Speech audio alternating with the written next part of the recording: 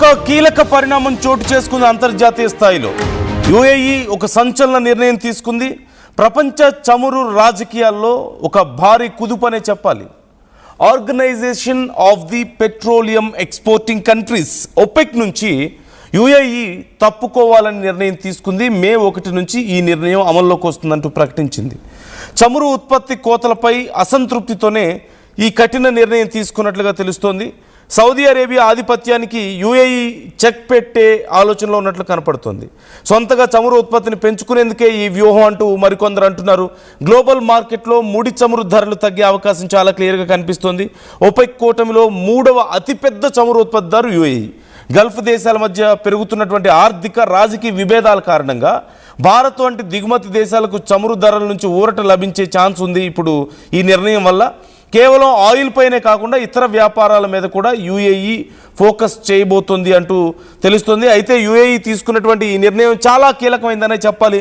అయితే ఇక్కడ OPEC and OPEC+2 ఉన్నాయి. OPEC అండ్ OPEC+ అనే 2 సంస్థలు మనకి ఇక్కడ కనిపిస్తున్నాయి. అయితే ఒక్కసారి we should know the basic difference. ఆ తర్వాత మనకు అర్థమవుతుంది అసలు OPEC అంటే ఏంటి, OPEC అంటే ఏంటి.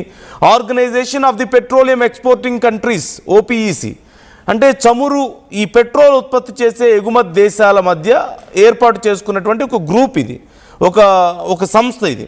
సో దీన్ని 1960లో స్టార్ట్ చేశారు.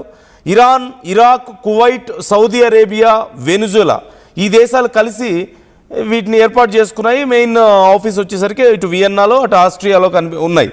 అయితే ఇవి అసలు ఎందుకు ఏర్పాటు చేసుకున్నాయి అంటే ప్రపంచ మార్కెట్లో చమురు ధరల్ని నియంత్రించడం అనేది. సింపుల్గా చెప్పాలి అంటే మనం ఇక్కడ మన మార్కెట్లో కూడా చూస్తూ ఉంటాం కదా, ప్రతి ఒక్కదానికి ఒక్కొక్క ఇప్పుడు మిర్చి యాడ్స్ కనిపిస్తూ ఉంటాయి. ఇప్పుడు మిర్చి పంట గుంటూరు లాంటి ప్రదేశాల్లో ఎక్కువగా పండుతూ ఉంటాయి, అక్కడ మిర్చి యాడ్స్ కనిపిస్తూ ఉంటాయి. లేదంటే రైతుల కోసం ఎన్నో రకాల ఆర్గనైజేషన్ మనం చూసాం కదా, వరి పంటను కొనుగోలు చేయడానికి ఒక ప్రత్యేకమైనటువంటి గ్రూప్ ఉంటుంది, గవర్నమెంట్తో నెగోషియేషన్స్ చేస్తూ ఉంటుంది. సో ఇలా ప్రత్యేకంగా ఆ దేశాలన్నీ కలిసి ఆ దేశాల మధ్యలో డిఫరెన్స్ వస్తూ ఉన్నాయి. ఒక్కొక్కళ్ళు ఇష్టం వచ్చినట్లుగా పెట్రోల్ని డీజిల్ని ఉత్పత్తి చేస్తున్నారు. ఇష్టం వచ్చిన దేశాలకి ఎంత పడితే ఇప్పుడు మనం మార్కెట్లో రెగ్యులర్గా చూసేటువంటి ఫార్మేటే ఇది కూడా. సో ఒకరు 10 రూపాయలకి అమ్ముతున్నారు అంటే లేదు మేము 8కే ఇస్తామని ఒకరు వస్తారు, లేదు 5కే ఇస్తామని ఇంకొకళ్ళు వచ్చే అవకాశం ఉంది. ఇలా ఇచ్చుకుంటూ పోతే ఖచ్చితంగా లేనిపోని సమస్యలు వస్తాయి. కాబట్టి అంటే మార్కెట్లో ఒక గందరగోళం ఏర్పడుతుంది. ఎవరు పడితే వాళ్ళు ఎంతకు పడితే అంతకి అమ్ముకోవడం, ఎంత పడితే అంత సప్లై చేస్తూ పోతే డిమాండ్లో సమస్య వస్తుంది. రేట్లు ఒక్కోసారి భారీగా పడిపోతాయి. లేని టైంలో ఇష్టం వచ్చిన వాళ్ళు ఇష్టం వచ్చినంతగా అమ్ముకోవడానికి అవకాశం ఉంటుంది. So simply to control the supply and demand, ఈ బ్యాలెన్స్ని మెయింటైన్ చేయడం కోసం, ప్రైస్ బ్యాలెన్స్ని మెయింటైన్ చేయడం కోసం, మార్కెట్లో ఒక స్థిరీకరణ కోసం, ఒక బ్యాలెన్స్ కోసం దీన్ని క్రియేట్ చేసుకున్నారు. అయితే ఇప్పుడు దీని నుంచి తప్పుకోవాలని యుఏఈ నిర్ణయం తీసుకుంది. గతంలో కూడా కొన్ని దేశాలు తప్పుకున్నటువంటి పరిస్థితి మనకు కనిపిస్తుంది. అయితే ఇప్పుడు ఎందుకు తీసుకుంది ఈ నిర్ణయం అనేది కూడా చాలా కీలకమైన విషయంగానే మనం చూడాలి. ఇందులో సౌదీ అరేబియా, ఇరాన్, ఇరాక్, అలాగే Kuwait, United Arab Emirates, Venezuela, Nigeria, Libya, Algeria, Congo, అలాగే గాబన్, ఈక్వటోరియల్ గినియా ఈ మొత్తం 12 దేశాలు ఇందులో మెంబర్షిప్స్ ఉన్నాయి వాళ్ళకి. అయితే గతంలో ఖతార్ అలాగే ఇండోనేషియా బయటకు వచ్చేసాయి.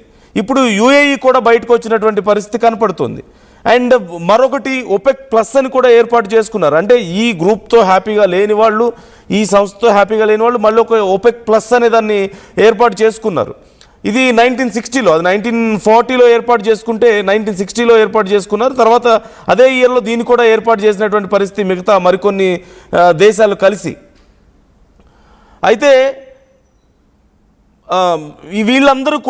వీళ్ళందరూ కూడా మరికొన్ని బలమైన దేశాలు ఇందులో ఉన్నాయి. OPEC+కి వచ్చేసరికి Saudi Arabia, Iran, Iraq, Kuwait, Venezuela, Russia, Kazakhstan, Oman, Mexico, Azerbaijan, Malaysia, Bahrain, Brunei, అలాగే సౌత్ సుడాన్ ఈ దేశాలు OPEC+లో కనిపిస్తున్నాయి. అంటే ఇన్ఫ్యాక్ట్ OPECతో పోల్చుకుంటే OPEC+ countries are more stronger and వీళ్ళు డామినేషన్ ఎక్కువగా కనిపిస్తుంది. ఇప్పుడు యుఏఈ ఎందుకు బయటకు వచ్చింది అనేది చాలా కీలకమైనటువంటి అంశంగా కనిపిస్తుంది. ప్రధానంగా రాజకీయ ఒత్తిడి కొంత కనిపిస్తుంది.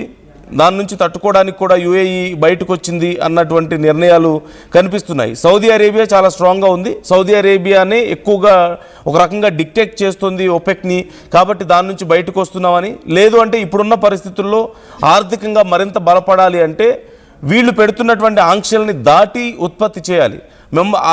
ఆ గ్రూప్లో మెంబర్గా ఉన్నట్లయితే అది కుదరదు, కాబట్టి బయటకు వచ్చి మరింత పెద్ద ఎత్తున ఉత్పత్తి చేయాలన్న ఆలోచనలో ఉన్నట్లు కనపడుతుంది. సో దీంతో పాటు మరికొన్ని అంతర్గత రాజకీయ పరిస్థితులు కూడా కనిపిస్తున్నాయి. అఫ్కోర్స్ అందులో సౌదీ అరేబియా డామినేషన్ని యుఏఈ తట్టుకోలేకపోతుంది, దానికి చెక్ పెట్టడం కోసమే బయటకు వచ్చింది అంటూ తెలుస్తుంది.